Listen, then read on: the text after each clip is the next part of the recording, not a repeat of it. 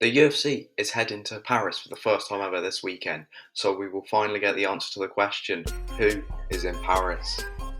Yes, lads, how do? Welcome back to the full-time show. Hope everyone's doing all good. Today, we are breaking down the Tai Tuivasa card, giving a few predictions here and there. Just the usual, lads. We do this every week. If you're new, make sure to like and subscribe. All that jazz. Let's just get straight into it. Who have we got here? We've got Stephanie Eger. I think she fought quite recently. She's fighting Aline Perez. I think Aline Perez was supposed to be fighting that French women's featherweight. I can't remember what her name is. She must have pulled out. Stephanie has stepped in. -330 favourite, you know. Those are big numbers. Yeah, I don't know too much. I think Aline is making her UFC debut. Women's featherweight. Don't see many of those fights. Hopefully it's a great fight. I have no clue who these two are. I recognise this man, of course, because he has fought in the UFC before. So, he is a slight favourite against Christian. Very religious man. Might be, who knows. Not going to judge the man. That made no sense. We've got Beneil Saint-Denis against Gabriel Miranda. I believe this is another short notice matchup. Saint-Denis is a city in Red Dead Redemption, but it's also 1-on-1 in the promotion. His first fight was at welterweight though. In his lightweight debut, he did get a second round submission. So, I'm going to have to root for him. Has the experience in the big show. Gabriel Miranda, short notice replacement. Benoit is going to get the W. I'm very confused why this one's on the prelims. He's got a ranked middleweight versus Joaquin Buckley, who is, like, I wouldn't call him a star, of course not, but I would call him, a needle mover? He's not a fully needle mover. This is making no sense, lads. But when he's fighting, like, you tune in to watch because he's entertaining. Imanov, he lost to Phil Hawes, I think, but Phil Hawes pretty much wrestled him, and he got hurt a few times against Phil Hawes. Got hurt against Imanov a few times. Was wobbling, just took him down. Simple. Joaquin Buckley's coming off one of the most impressive wins of his career against Durav in Austin, Texas. Showed great takedown defense, and when he got taken down, showed great get-ups. Striking's clean. I'm going to go Joaquin Buckley on this one, lads. I can see him winning. I don't know why, I can just envision it in my head. Zombie. Perez versus Mitchell Figlak. He's English. We're cheering on the boy. I've never heard of him. Is he a Cage Warriors, like former Cage Warriors fighter? He is, yeah. Ooh, a lot of decisions in there. 4 TKO, KOs, 4 decisions. Okay, so from this, I'm going to have to gather he's a striker. But I believe this one's on short notice as well. I believe Perez was cut after his loss to Terence McKinney. And he's been added back for this Paris card. So, yeah, I mean, it's a bit unfair to cut him. He was 2-2. He was on a 2-fight win streak, and then he got cut after the loss. So I think it's fair to give him another go. I think so.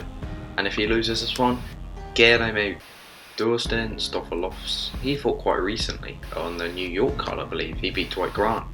He looked quite good in that fight.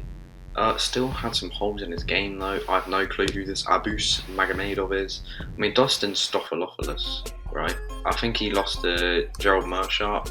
Yeah, he did. He was winning that fight against Gerald Meerschaert and then lost to Rodolfo Vieira. Carl Dogs. Okay, so he lost to 3 grapplers in a row. And now he's facing this German, who I have no clue.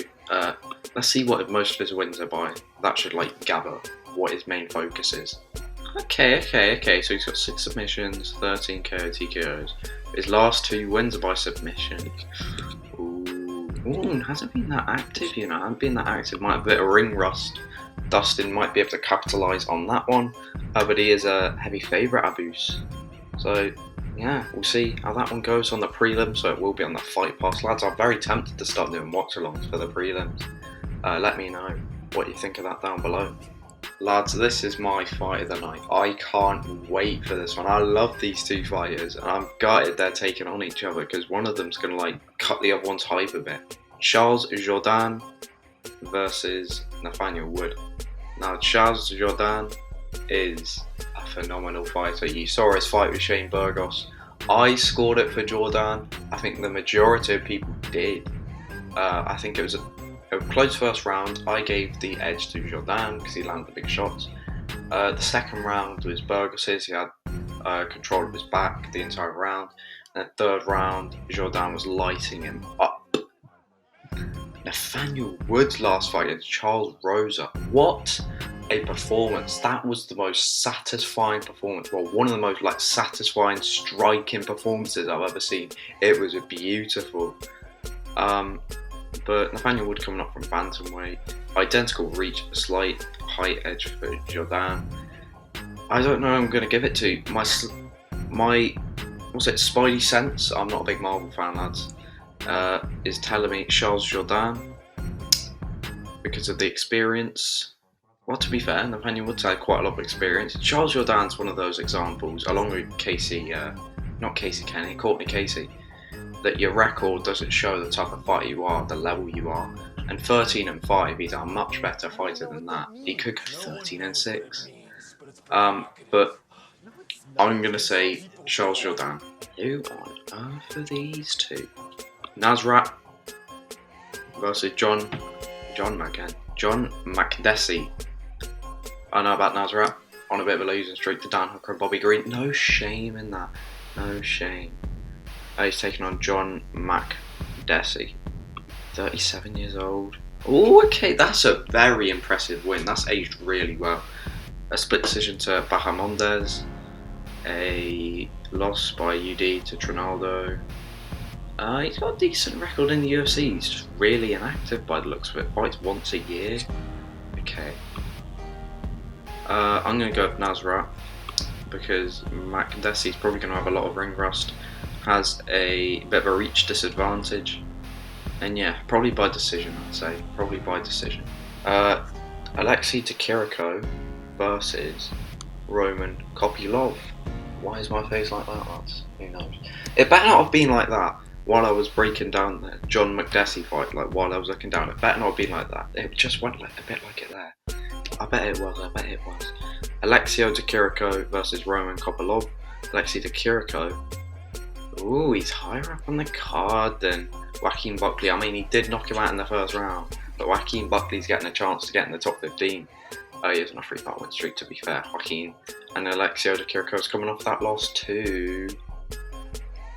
what's his name? Big Muscles. It's not me. Al Hussein, I think. Is that his name? Al Hussein? Something like that. But he got knocked out in 17 seconds. It's a pick'em.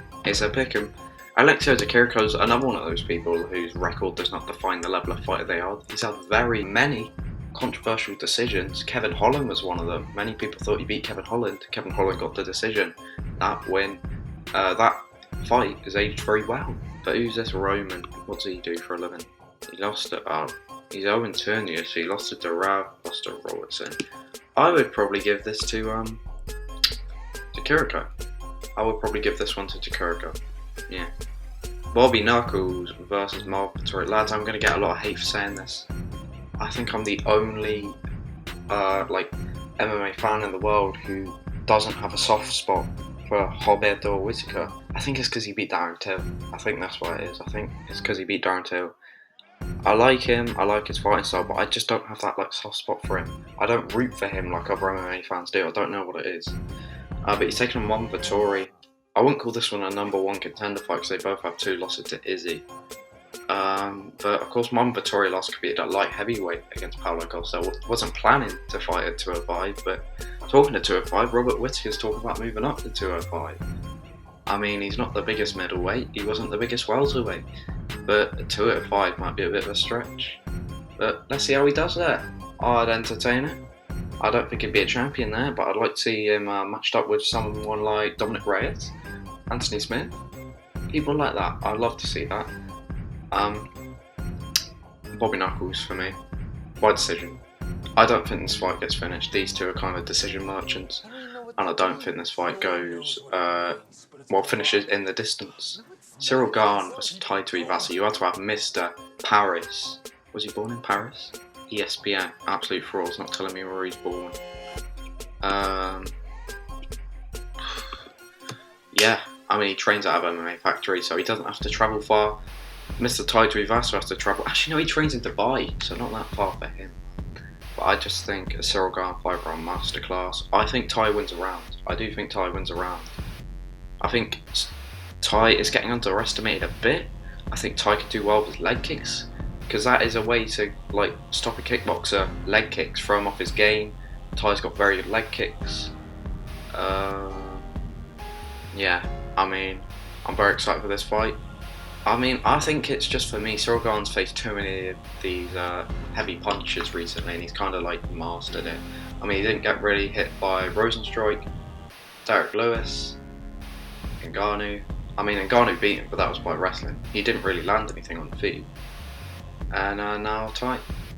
So, yeah, I think Cyril wins and maybe sets up a #1 contender fight with someone else. I think if Tai wins, he deserves a title shot. But yeah, lads, let me know what you think down below. Thank you for watching and have a good one, boys.